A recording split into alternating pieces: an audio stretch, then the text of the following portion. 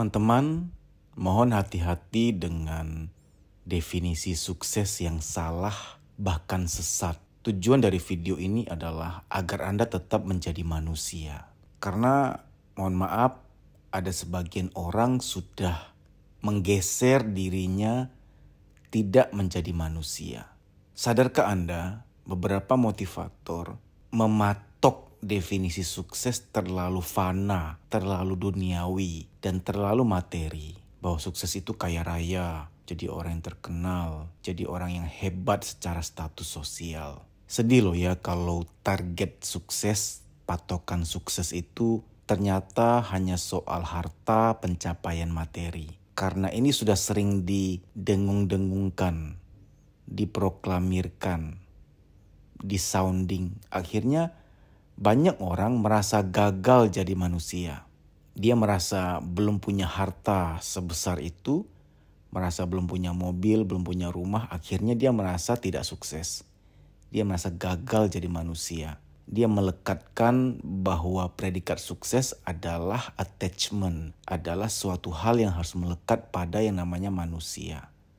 Akhirnya dia tidak menjadi manusia, dia gagal menjadi manusia, dia merasa putus asa. Lalu orang-orang yang sering banget pamer di sosial media, bahwa lagi di luar negeri, lagi makan yang mahal-mahal, lagi jalan-jalan kemana. Maaf ya, ini versi saya. Pelan-pelan kita mulai hilang empati.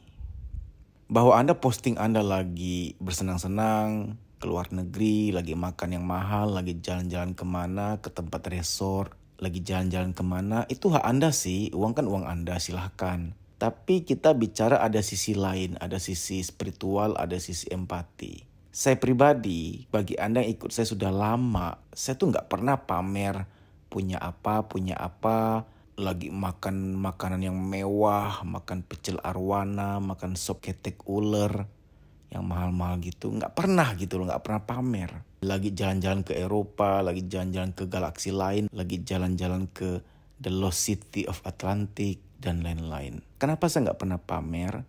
Saya tetap ingin jadi manusia, berempati. Kebayang gak? Orang yang sehari-hari makan masih mikir harus makan apa ya, bisa makan apa ya hari ini. Dengan budget sekian, dengan tabungan sisa sekian, aku bisa makan apa ya. Orang-orang seperti ini tuh nyata masih banyak. Lalu kita pamer, kita makan yang sekian ratus ribu sekali makan. Coba empatinya di mana? Saya sekalinya pamer tentang makanan, kalau Anda memang follow saya dari zaman kapan, saya paling pamer apa? Pamer makan sayur-sayuran yang sehat. Karena ini soal empati ya. Banyak orang sedang berjuang secara ekonomi. Lalu kita pamer kehidupan kita yang mewah, yang serba enak. Janganlah. Enggak apa-apa, itu hak Anda, silahkan ya. Tapi saya hanya ingin sharing, jadilah manusia. Berempatilah.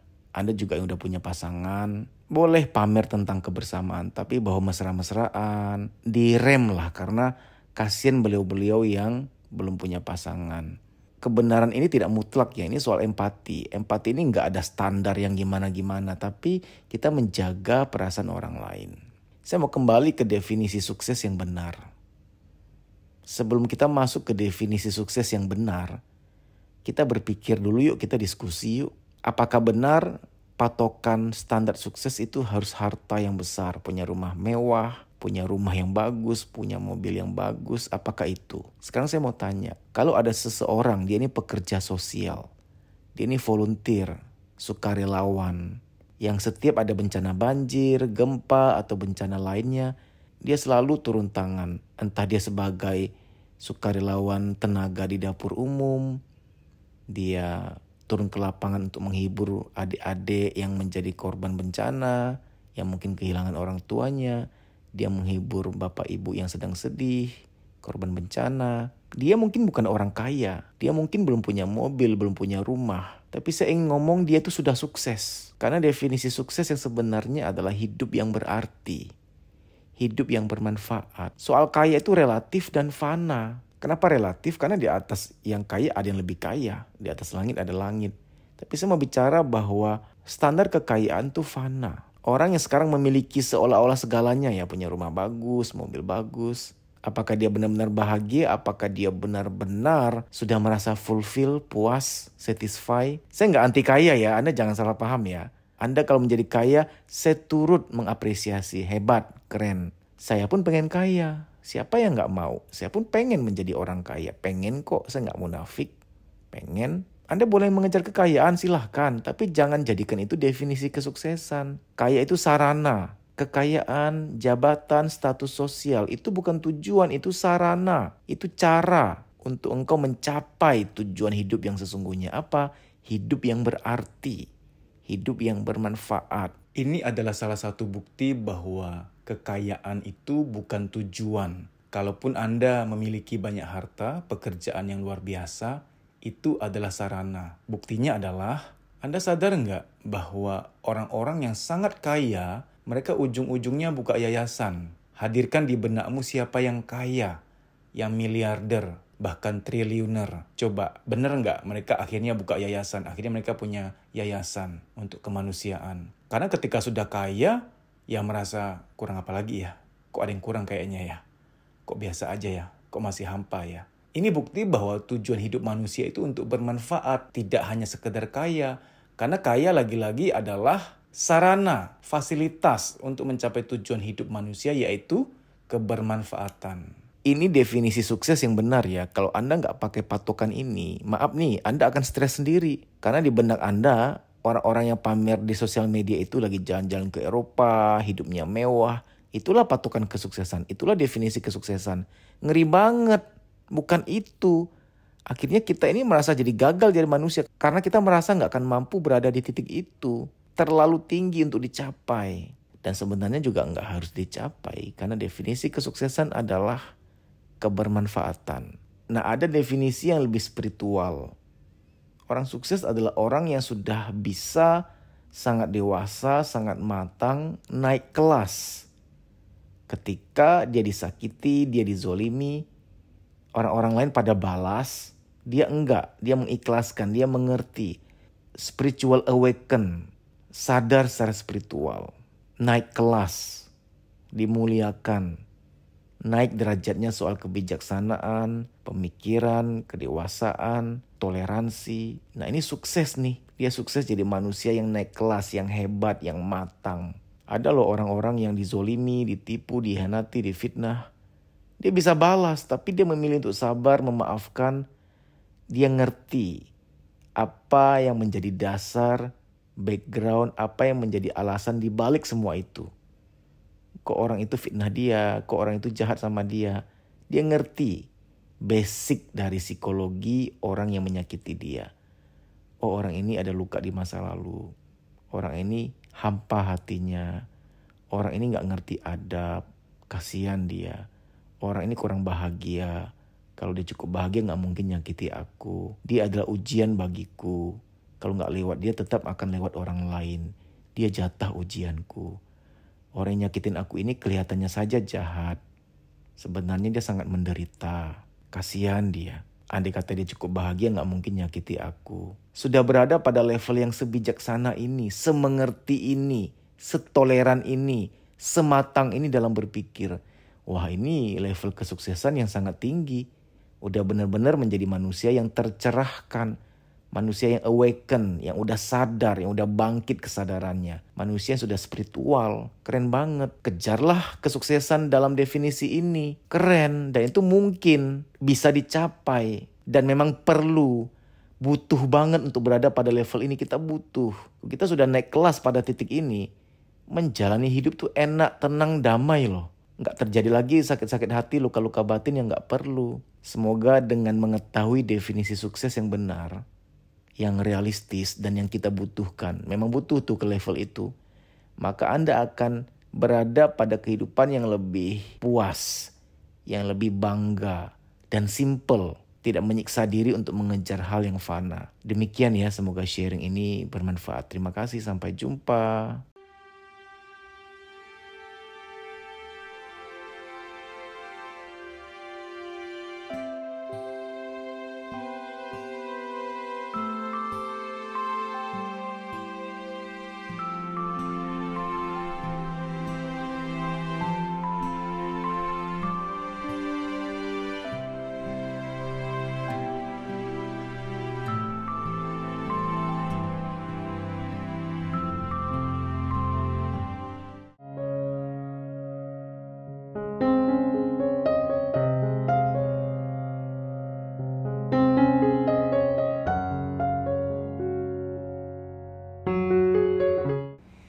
Siapa yang pernah nonton film kartun Inside Out? Angkat tangan. Inside Out itu film kartun, mungkin Anda lupa, tapi Anda tahu yang ada sosok namanya Joy, rambutnya purple kalau nggak salah ya Joy. Ada temannya yang si Anger, tukang marah, ada yang nasty, ada yang sedih. Sad. Inside Out kartun, itu seru. Itu menggambarkan kejiwaan manusia. Ketika masuk ke alam bawah sadar kayak perpustakaan besar. Di perpustakaan itu, perpustakaan alam bawah sadar, setiap memori satu tabung, ngerti nggak? Tabung. Ketika dia sentuh, ingat apa. Baik Bapak Ibu, kita akan mulai terapi. Selama terapi berlangsung, Bapak Ibu, nanti ada 2 jenis tangisan. Pertama, nangis akan terngiang-ngiang wajah seseorang. Berarti terhadap orang itu Anda belum ikhlas. Walaupun selama ini di mulut, di pikiran, aku udah maafin dia kok. Tapi kok tadi waktu terapi terngiang-ngiang ya? Nah, jadi nanti selama terapi kalau terngiang-ngiang seseorang berarti terhadap dia Anda belum ikhlas-ikhlas amat di taraf alam bawah sadar. Karena di taraf sadar Anda kan dikungkung oleh norma sosial. Masa nggak maafin sih? Apa kata dunia nggak maafin, ngerti nggak? Apa kata dunia lebaran nggak mau salaman sama dia? Ya mau nggak mau lah. Tapi kalau soal ikhlas lahir batin belum tentu. Nah, nanti ada sesi yang terapi yang alam bawah sadar yang lebih dalam. Ada sesi Anda akan menangis tapi gak kebayang siapa-siapa, gelap aja. Tapi kok aku nangis ya? Ini nangisin apa? Kok gelap? Itu adalah luka batin yang udah lampau banget. Luka batin masa janin, luka batin masa bayi. Kok masa janin sudah bisa terluka? Pernah dengar gak istilah, kalau lagi hamil jangan terlalu sering marah-marah. Kalau lagi hamil jangan terlalu sering menangis. Pernah dengar kan? Karena janinmu, jiwanya nyatu sama jiwamu. Mamanya sedih, janin sedih karena nyatu. Maka semua dokter anak menganjurkan, dokter kandungan juga, kalau ada suami mendampingi istrinya konsultasi untuk cek kehamilan, Pak, sering ajak ngobrol si dedek dalam kandungan. Karena emang janin sudah bisa bereaksi, punya jiwa. Bu, kerjain matematika, jangan males biar mengasah otak, kan stimulasi sudah dimulai. Dengerin musik Mozart, dengerin musik klasik, pernah denger gak? Karena stimulasi sudah mulai, diajak ngobrol. Bu, kalau mertuanya zolim pindah aja. Ternyata pondok mertua indah gak indah. Pindah aja, karena selama hamil kalau tertekan gak baik buat janin. Pernah denger itu? Itu semua membuktikan janin sudah punya jiwa. Nah, selama terapi nanti berlangsung, kok aku nangis mulu ya, tapi kok nggak terbayang apa-apa ya? Berarti aku ada luka batin masa janin. Mungkin dalam kandungan pernah mengalami mamaku terlalu sedih dan sedihnya transfer ke aku. Aku juga ikut merasakan. Atau mungkin ada penolakan. Hati-hati ya, pernah dengar nggak? Kalau lagi hamil jangan sembarang ngomong. Pernah dengar? Jangan sembarang ngomong. Contoh, ada ibu-ibu lagi hamil nih, dijemur pakaian. Tetangganya mungkin dari luar kota udah nggak bersua, 2-3 bulan nggak di rumah. Pas kembali, Jeng, isi lagi, hamil lagi nih. Nah si ibu mungkin bercanda, iya nih di luar program kebobolan. Oh nggak boleh ngomong gitu. Janinmu merasa tertolak. Yang harusnya apa? Alhamdulillah, puji Tuhan, disyukuri. Jangan ditolak. Banyak anak remaja sharing ke saya, Om heran ya, padahal mamaku tuh baik, sumpah baik. Cuman kok aku gak pernah bisa deket loh. Kenapa ya? Tapi mamaku gak pernah jahat sama aku, tuh gak pernah baik. Cuman untuk aku yang bisa deket mama, untuk manja-manja kok gak bisa gitu loh. Kenapa ya? Nah, itu ada penolakan dalam kandungan. Luka batin yang dalam, urusannya kadarnya alam bawah sadar. Atau lagi hamil nih, ini cewek nih, semoga cowok. Atau cowok semoga cewek. Tersugesti, tertolak juga. Udahlah, cowok sama cewek itu semua sama-sama anugerah, setuju? Gak usah lah mengharapkan cowok atau cewek, semua itu takdir. Ini sedikit informasi saja. Bagi Anda laki-laki tapi merasa feminin, ada kemungkinan dulu terlalu diharapkan cewek. Kebalikannya, Anda seorang wanita tapi kok aku kayaknya tomboy banget ya jiwa maskulinku. Nah selama ini kan dipahami, aku berada pada raga yang salah. Enggak, kamu hanya tersugesti di masa kandungan tertolak kok, dan itu bisa disembuhkan. Nah, jadi nanti selama terapi berlangsung, kok aku nangis melulu ya, tapi gak kebayang apa kok gelap. Kenapa bisa gelap? Pikiranmu mencari-cari, ini luka yang kepada siapa ya? Aku luka sama siapa? Pikiran sering tidak tahu luka-luka yang sebelum dia ada. Pikiran tuh baru ada di masa kanak-kanak 4, 5, 6, 7, 8. Sebelum itu pikiran belum tumbuh. Contoh bayi apakah punya pikiran? Bayi nggak akan ngerti soal saham, bayi nggak akan ngerti mamanya marah karena lagi capek. Yang bayi tahu mamanya marah, mama jahat, ngerti nggak? Seprimitif itu. Ada banyak luka yang terjadi di masa bayi, masa balita, yang dimana pikiran belum tumbuh. Pikiran itu ibarat orang baru. Orang baru nggak akan tahu peristiwa-peristiwa lama. Nah, kenapa saya cerita panjang lebar Bapak Ibu? Nanti selama terapi berlangsung, kalau saya nggak kasih tahu ilmiahnya dulu, Anda takutnya Anda jadi cemas. Ih, kok aku nangis mulu? Nggak jelas lagi nangisnya. Nggak tahu nangisin apa, nangis aja tapi gelap gitu. Jangan-jangan sekte-sekte aliran sesat nih. Ini praktek perdukun. Aduh, pulang serem, pulang. Anda pulang Anda rugi.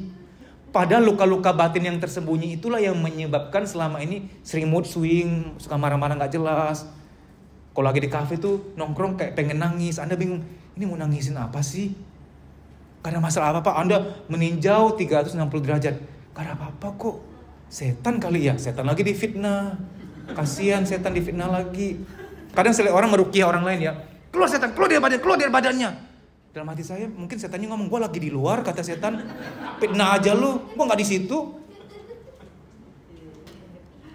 Contoh ya, ada perempuan nggak mau nikah, diruqyah dengan redaksi, keluar setan dari badannya.